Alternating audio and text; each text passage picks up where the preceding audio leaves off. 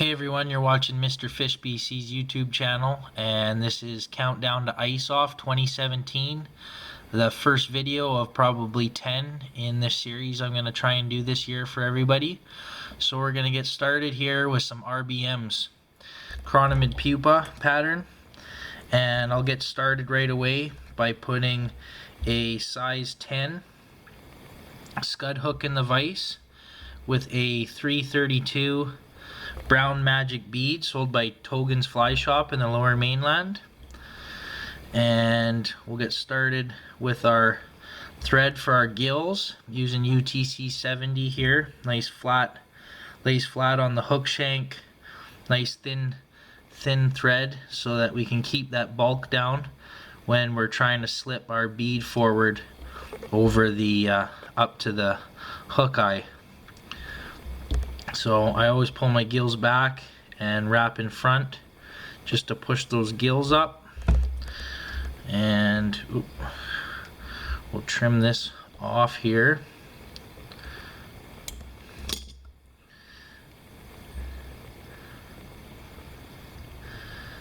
And all I'm using here is some white cotton yarn. You can buy it in bulk at any sewing craft store. Probably get a lifetime supply for about $6-8 or so. Probably last you forever. So now that I got those gills tied in, I'll just trim those. And I usually snip my scissors basically right in front of that hook eye. I like my gills usually almost the size of the bead, maybe slightly smaller. So now I'll get started. We're going to be tying in some UTC 70 red thread. And I've probably said it before, I'm a huge fan of the brown magic beads sold by Togen's Fly Shop. I have lots of confidence fishing chironomids with these beads. Done really well with them. So next in this fly, we're going to be tying in some UTC Ultra Thread, brown, small. So I'll just tie that down the side of the hook. And next, we're going to be tying in some buzzer wrap. This is fiery brown, and it's made by a company called Flybox in the UK. And great stuff to work with. Really loving this stuff for all kinds of chironomid patterns. I recently picked some up in Surrey at Michael and Young's Fly Shop. Bought up a whole bunch of different colors, and it is I'll just show the camera if I can. It won't. Semi-translucent, transparent, kind of clear material, a lot like our anti-static bag a lot of you are familiar with tying with. So I'll just pull that back a bit. There we go. So at this point I'm just gonna tie in a little bit of a red tagged butt. So I'm just gonna put my thread forward. Oh, and it's wrapped all over the place. And I'm just gonna tie behind those with about 3 or 4 wraps. 1, 2, 3, 4. Now I can put those back behind me. Again, secured out of the way. And oh, almost forgot. We'll just tie in a little bit of uni stretch 270 just to build a bit of a taper and save some of our ultra thread there.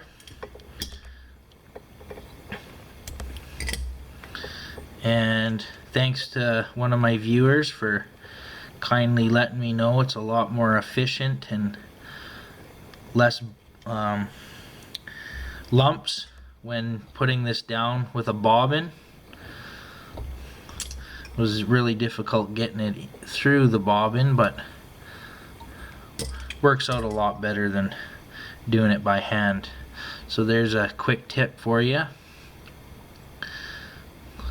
So we'll just come back forward, and there's a little bit of a bump right where my wire started, and I'll just smooth that out there and then cover up this black with our red thread.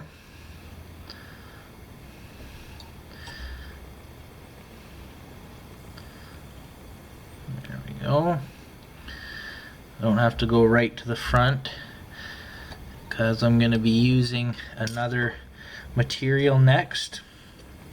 Where are my scissors? Oh, there they are.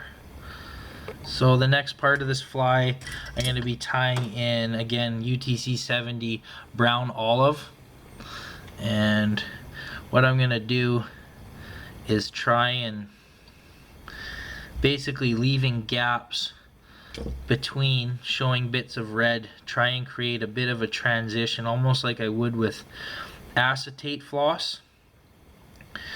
Basically making it look like that hemoglobin on the Chironomid is slowly blending in towards the front of the fly.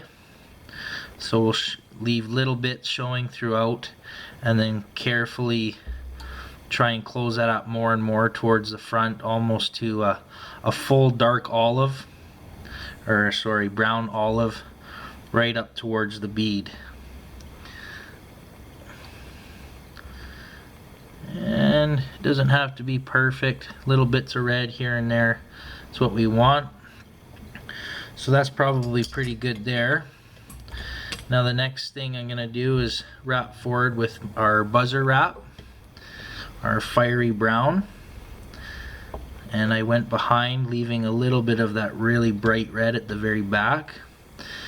And this stuff gives it, it'll still be a dark olive red butt Chironomid with that orangey brownish tinge to it. Makes for a real nice color Chironomid to try out for when the ice is off.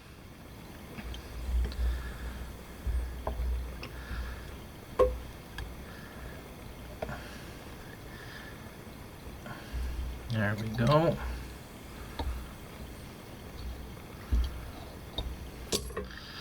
Cut that off there.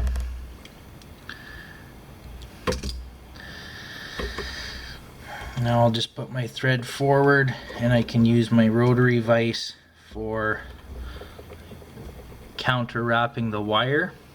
So we'll go 1, 2, 3, 4, 5, 6, 7. Always go for about 6 or 7 wraps. Anywhere from 6 to 8. And where's my nail clippers? There they are. I don't like cutting the wire with my Dr. Slicks there. No point in dulling out a good pair of tying scissors. So at this point I usually just try and leave that thread really thin, or if you want you could tie in some black, or maybe for this one I'll just put on some rusty brown for the thorax, just cover up that, because it is kind of green and looks a little bit unnatural. I don't think the fish will notice too much, but I'll do it anyway for the video. So there you have it, and we'll put a little bit of our Sally Hansen's, hard as nails. I'll always stick to Sally Hansen's, it's cheap. I found it at the dollar stores many times for $1 a bottle, and for the amount of Chironomids you're going to be able to do up for with this stuff, it beats anything else in my opinion. It's fairly strong and they do last quite a long time with a couple coats. So there we are, some RBMs, and there you have it. So I'm gonna try and put forward 9 more videos for everybody that's been watching. Thank you for your likes and your subscriptions and all the good comments I've had from some of you viewers. If you have any suggestions for maybe something you'd like to see in this series or anything, leave me a comment. Thanks a lot for watching. Cheers and tight lines.